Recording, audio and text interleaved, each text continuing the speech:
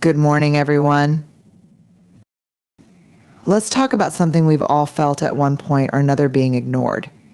It stings, doesn't it? Whether it's a friend, a partner, or even a colleague, being overlooked can trigger a flood of emotions, confusion, sadness, even anger.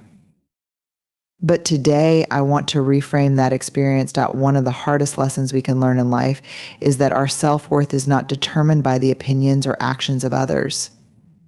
It's so easy to tie our sense of value to how people respond to us, whether it's their attention, their affection, or their approval.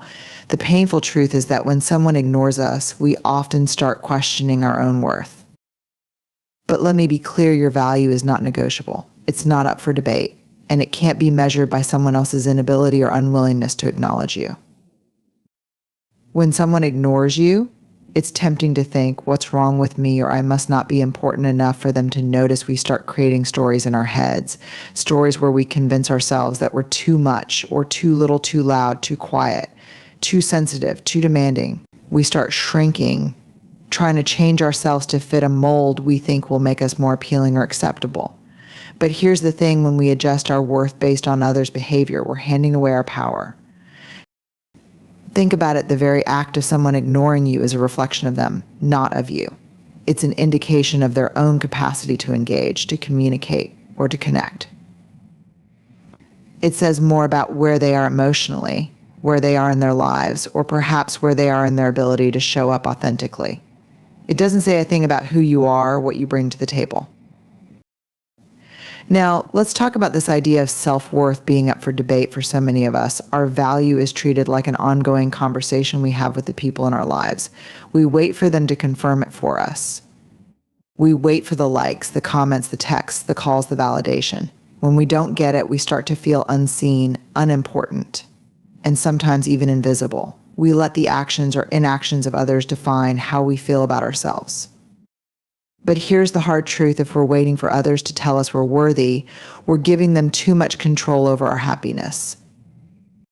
Self-worth isn't something that fluctuates depending on the moods or actions of others.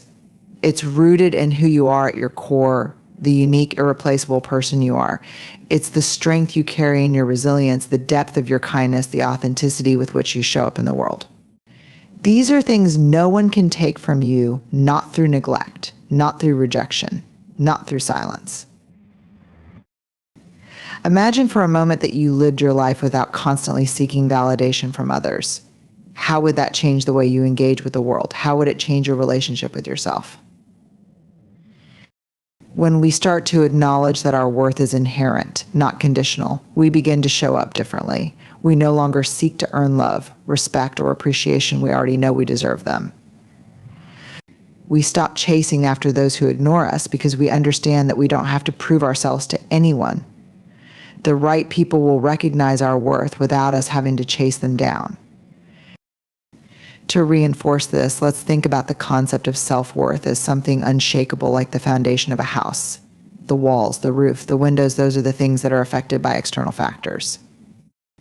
But the foundation, it's solid, it's steady, it doesn't move. And no matter how many storms pass by, the house stands strong because the foundation is unbreakable. Your worth is your foundation. It doesn't sway based on someone else's opinions or actions. It is constant. In practical terms, this means refusing to let someone's silence or indifference define you.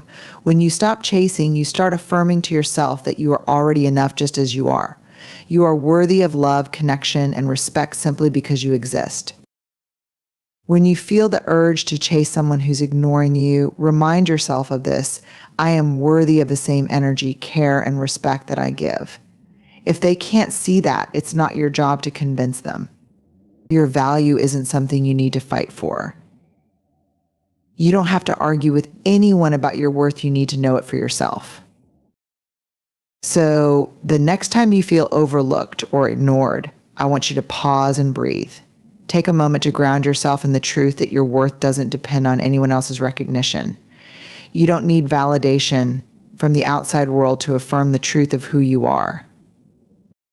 When we stop chasing validation and start living from a place of knowing our worth, we create the space for the right people, those who see us, appreciate us, and respect us to come into our lives. Your worth is not up for debate. It's undeniable, unshakable, and already inside of you. And no one, no matter how much they ignore you, can ever take that away. One of the most fundamental aspects of any healthy relationship, whether personal, professional, or familial, is reciprocity. Reciprocity means mutual give and take, a balance of effort and energy where both people contribute, both people care, and both people invest. But here's the reality we often have to face. You cannot force reciprocity. It either exists or it doesn't. And when it doesn't, it's not a reflection of your value. It's simply a sign that the connection may not be as balanced or mutual as you'd like. We've all been in relationships where we've given more than we've received. We've invested time, energy, and emotion into someone hoping for a return, hoping that they'll meet us where we are, that they'll see our efforts and respond in kind. We pour ourselves into someone thinking, if I give just a little more, they'll come around. If I'm just a little more patient, if I offer a little more support, they'll see how much I care. But here's the hard truth: you cannot make someone care the way you do.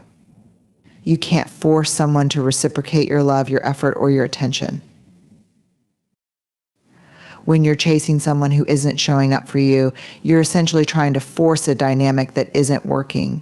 You're pushing for a kind of connection that isn't being freely given. And in the process, you're overlooking the fact that relationships are meant to be balanced. Reciprocity is not something you can manufacture. It's either there or it's not. Now, this doesn't mean that you should stop being kind, loving, or generous. It doesn't mean you should close yourself off to connection or become cynical about relationships. But it does mean that you should never have to chase someone for basic respect, attention, or affection. Healthy relationships are built on the foundation of mutual care. Both parties show up because they want to, not because they're being convinced or persuaded to do so. Let's look at an example. Imagine you're in a friendship where you're always the one initiating plans, checking in, making the effort. You're constantly reaching out, but the other person barely reciprocates. They may seem distant, unavailable, or indifferent. Over time, you may find yourself feeling increasingly frustrated and hurt.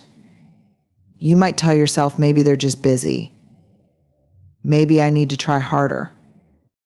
But the truth is, your worth and your connection with them shouldn't be dependent on how hard you try. If they're not meeting you halfway, that's a clear signal that the balance isn't there. If someone is consistently unwilling or unable to give in the same way you give, then no matter how much you try, the balance will always feel off. Chasing them doesn't restore that balance, it only exhausts you. You can't force someone to value you, to show up for you, or to care about you in the way you deserve. If they aren't willing to reciprocate, no amount of effort on your part will change that. This brings us to an important point. Reciprocity is not just about effort, it's about genuine connection. It's about both people being equally engaged, both feeling seen and valued, and both being willing to invest in the relationship. If someone isn't reciprocating, it doesn't mean you're not worthy of love or connection. It simply means that this particular person might not be the right match for what you're seeking. Chasing someone who isn't reciprocating only leads to frustration and depletion. It can make you question your worth, but that's the trap. When you stop chasing, you start respecting the reality of the situation. You create space for the right people, those who do want to reciprocate your care, your love, your effort, the people who will meet you halfway without needing constant persuasion. These are the relationships that will nourish you, not drain you. Think of relationships like a dance. Both partners need to be in sync, moving together.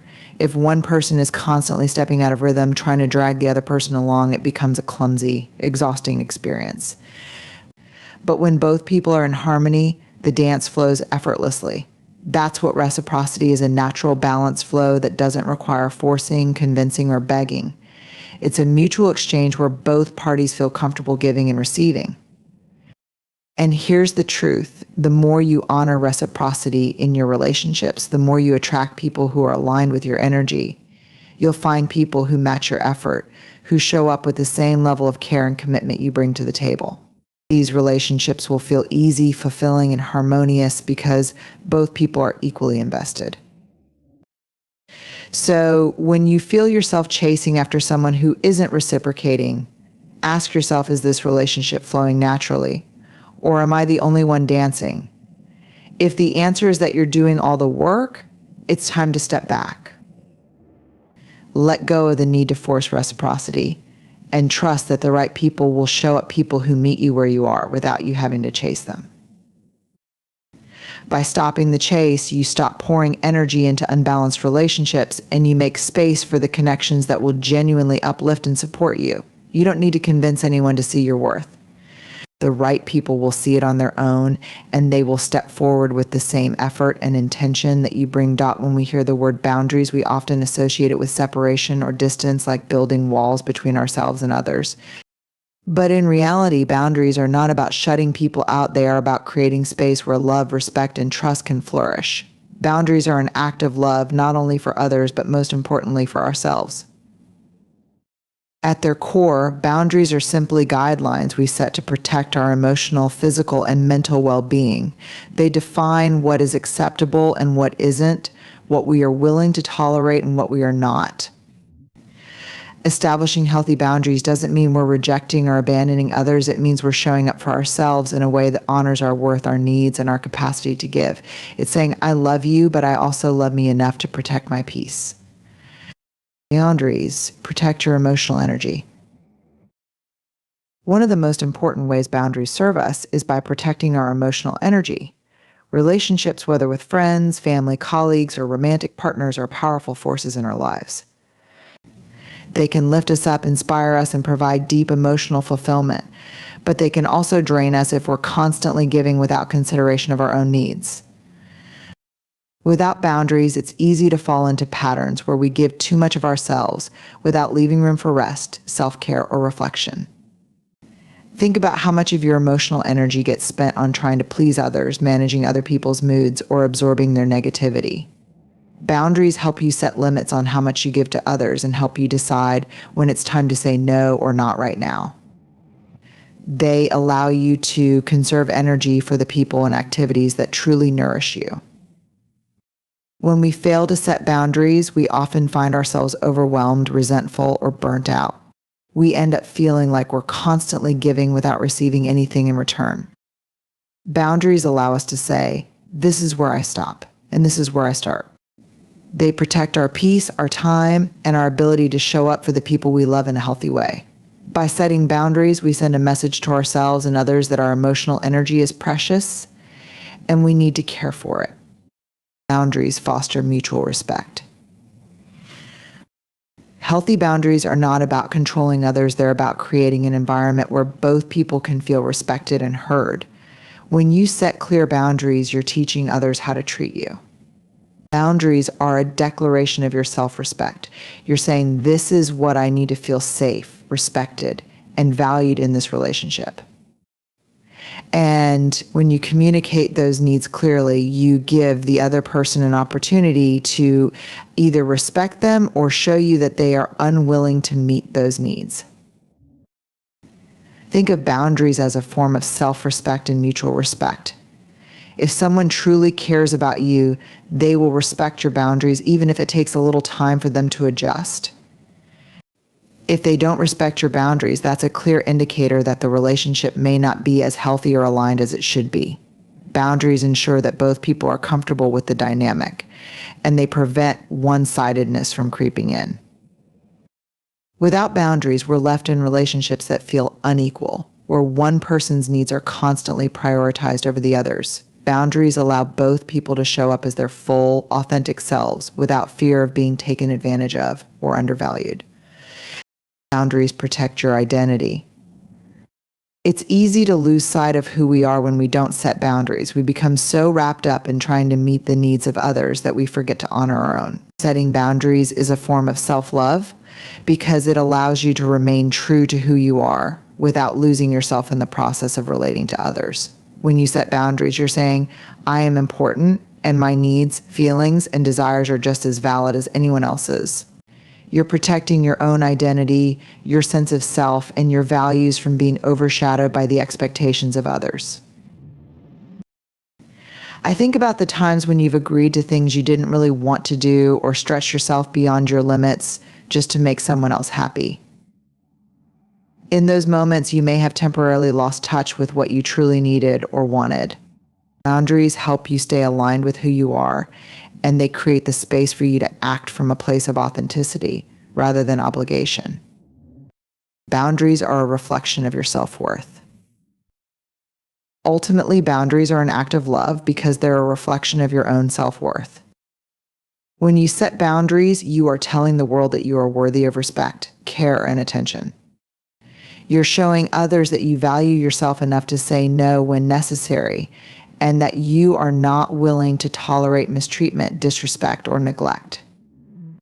Boundaries teach others how to treat you, but they also teach you how to treat yourself. By respecting your own limits, you reinforce the message that your needs matter. In relationships, this reinforces the understanding that love and care are not one-sided, they are reciprocal, and both people's needs should be honored. Boundaries create space for true connection. When you set healthy boundaries, you're not pushing people away, you're inviting deeper, more meaningful connections. Boundaries make it possible for love to flourish because they create a foundation of mutual respect and trust. Without boundaries, relationships can become draining, where both people feel taken advantage of, unseen, or misunderstood. With boundaries, each person can thrive in their own right, and the relationship can deepen because it's built on a solid, respectful foundation. Ultimately, when you set boundaries, you allow for the kind of relationships that are nourishing and fulfilling. You create the space for true connection where both people feel safe to be themselves and share openly. By honoring your own boundaries, you invite others to do the same. And in that space of mutual respect, love has the freedom to grow in its most beautiful, authentic form. So remember, these boundaries are not walls. They are the framework within which love, respect, and connection can flourish. Setting boundaries is one of the most loving acts you can perform for yourself and for others. It's an investment in your own well-being, and it's a powerful step toward creating relationships that are balanced, healthy, and sustainable. Boundaries are the loving choice to protect your peace, honor your worth, and allow love to flow freely in and out of your life. We often hear the phrase, when you're too close to something, you can't see the whole picture. It's true. When we're emotionally entangled in a situation, especially one involving another person, our perspective can become clouded. We may find ourselves desperately searching for answers, overanalyzing every word, gesture, or missed call. In these moments, stepping back can be one of the most powerful tools we have to regain perspective and clarity. It's tempting to believe that we need to be constantly engaged in the situation to understand it or fix it. We chase after answers, trying to solve problems or interpret the unspoken signals we're receiving. But often, this frantic energy only leads to confusion and emotional exhaustion. Stepping back isn't about giving up or detaching from the relationship. It's about creating the space needed for truth to emerge. It's about letting go of the immediate need to control or understand everything so you can allow clarity to find its way to you. The power of distance. When you step back, you create emotional distance, which gives you the space to observe the situation more objectively. Imagine being too close to a painting. It's hard to appreciate the details, the colors, or the composition when your nose is pressed right up against it. But when you take a step back, the entire piece comes into focus. The same applies to relationships and situations that are emotionally charged. Stepping back allows you to see the bigger picture, not just the momentary details. This distance also allows you to disconnect from the emotional noise that often clouds our judgment. When we're constantly in the thick of things, we get swept up in emotions, whether they're sadness, frustration, confusion, or fear. These feelings can distort our perception and make us react impulsively rather than thoughtfully. By stepping back, we give ourselves the time and space to process our emotions in a way that helps us make decisions based on clarity, not emotional reactivity. Gaining perspective. Another benefit of stepping back is that it allows you to gain perspective on both yourself and the other person. Often, when we chase someone who's ignoring us or withdrawing from us, we're caught in a loop of trying to figure out why they're behaving that way. We ask ourselves questions like, what did I do wrong, or how can I fix this? But stepping back allows us to shift our focus from trying to control the other person's actions to understanding our own role in the situation. It helps us ask the more important questions. What do I need from this relationship, or is this relationship aligned with my values? Taking a step back also offers us the opportunity to consider the other person's feelings and perspective. When we're too close to the situation, we may view it only through our own lens, through our own wants and needs. Stepping back, however, gives us the ability to ask ourselves, what might they be going through, or how can I approach this situation in a way that respects both of our needs? This perspective helps foster empathy and understanding, and it often leads to better communication and healthier outcomes. Clarity of values and priorities. Sometimes stepping back creates clarity about what truly matters. When we're so focused on fixing a relationship or getting someone's attention, we may lose sight of our own needs and priorities. Stepping away from the situation gives us a chance to check in with ourselves. What do I really want from this relationship? What are my non-negotiables? How do I want to feel in this connection? Clarity doesn't always come from trying to push things forward. Often it comes from allowing things to unfold naturally without forcing or rushing. When we give ourselves permission to step back, we invite the space for answers to surface on their own. When you stop chasing, you allow the universe and the people involved to meet you where you are. You create the space for authentic responses, real intentions, and true feelings to come forward instead of forcing or manufacturing them. Empowering yourself to make clear choices. Stepping back doesn't just give us clarity about the situation, it also empowers us to make decisions from a place of strength, not desperation. When we're emotionally attached to the outcome, we may make decisions based on fear of losing something or someone rather than what is truly best for us. By stepping back, we remove the pressure and allow ourselves to approach the situation with a clear mind. This clarity helps us make choices that are aligned with our values and goals, not just based on fear or impulse. Let's say you've been chasing someone who's been ignoring you. You've tried to reach out, fix things, and make the relationship work, but every effort has been met with silence or indifference. When you step back from this, you give yourself the opportunity to assess, what does this situation tell me about what I need in a relationship? Am I getting the respect and care that I deserve? Stepping back empowers you to make choices that prioritize your own well-being rather than chasing after someone who isn't willing to meet you halfway. Creating space for true connection. Lastly, stepping back helps create the space needed for genuine connection.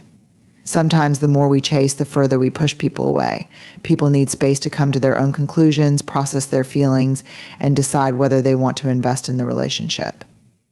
When we step back, we allow the other person the freedom to make their own choice without pressure or guilt. We allow them the space to miss us, to reflect on the relationship, and to decide how much they truly want to be involved. In doing so, stepping back creates the foundation for a relationship based on mutual desire, not one that is forced or coerced. It fosters a deeper connection where both parties are invested because they genuinely want to be, not because they feel obligated or pressured into it. The quiet strength of stepping back. In a world that often glorifies constant action and pursuit, stepping back can feel counterintuitive. It may seem like giving up or letting go, but in reality, it's one of the most powerful acts of self-respect and clarity we can engage in. It's in this quiet space that we allow ourselves to come to the truth, to reflect, and to make decisions that are grounded in wisdom rather than emotion. So when you feel overwhelmed or uncertain, remember that stepping back isn't a sign of weakness, it's a sign of strength. It's an act of self-love that creates the space for clarity, for better decisions, and for relationships that are based on true connection. In life, we often find ourselves in situations where we feel compelled to chase after answers, after validation, after relationships that seem just out of reach. But what if the real power lies in stepping back? What if, instead of running after something, we allowed ourselves the space to breathe, to reflect, and to understand what truly matters? What if we trusted that in the quiet, in the stillness, the clarity we seek would find us? Boundaries, reciprocity, self-worth, and stepping back, these are not just concepts. They are practices that allow us to live authentically, to honor our needs, and to create relationships that nurture us rather than drain us. When we stop chasing and start choosing clarity, we open ourselves up to deeper connections, to self-respect, and to a life that reflects our true worth. So as you leave here today, I invite you to reflect on where in your life you might be chasing something or someone out of fear, frustration, or uncertainty. Take a moment to step back, to create the space for clarity to emerge, and to trust that by letting go of the chase, you make room for the right things to come to you naturally, effortlessly, and with a sense of purpose.